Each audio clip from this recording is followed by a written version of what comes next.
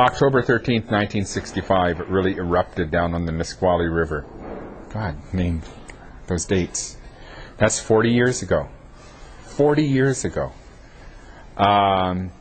When the Washington State Steelheaders Association and the Washington State Fisheries, the Fish and Game Department, they literally attacked the Frank's Landing fishing camp. And the Bridges family, the Bridges, the Franks, and the McLeods, that was where they had been traditionally fishing. And that was their fishing grounds.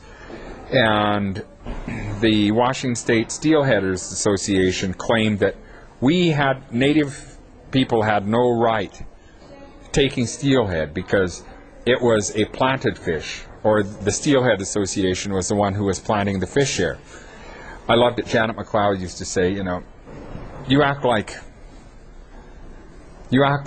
she used to say, you white people act like you brought the steelhead over with you on the Mayflower, like the fish followed you over. She said, as far as I know, the only fish you brought over were suckers and carp. And she was right.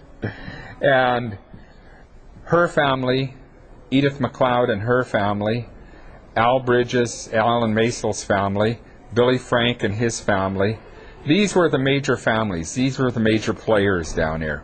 They had gotten previously, Bob Satayacum on the Puyallup had been fighting for the same rights back during the early 60s, 62, 63, but it never culminated into such a bloodbath as it did in October of 65. I mean, they literally beat children senseless.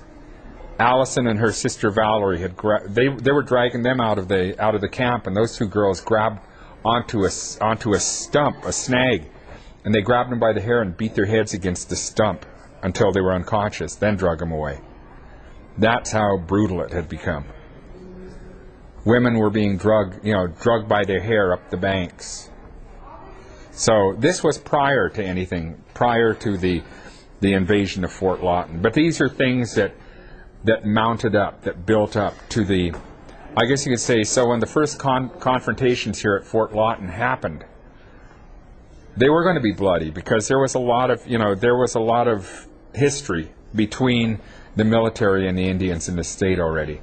They knew what to expect, and so when a lot of them were grabbed and they were fighting.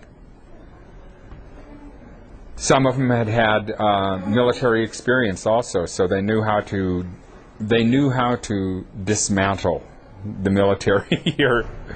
They knew their weak spots. Some of them were in Bernie and Gary Bray were in the special forces. So they knew how to deal with a lot of things, how to slow down the machine. Anyway, back to that. Yeah, there was the fishing rights struggle had been brewing. There was the taxation cases on the reservation in which smoke shops were being harassed by the government. They were being attacked. People were being drugged out of their smoke shops and beaten. And this was prior to any settlement at the Ninth Circuit Court of Appeals.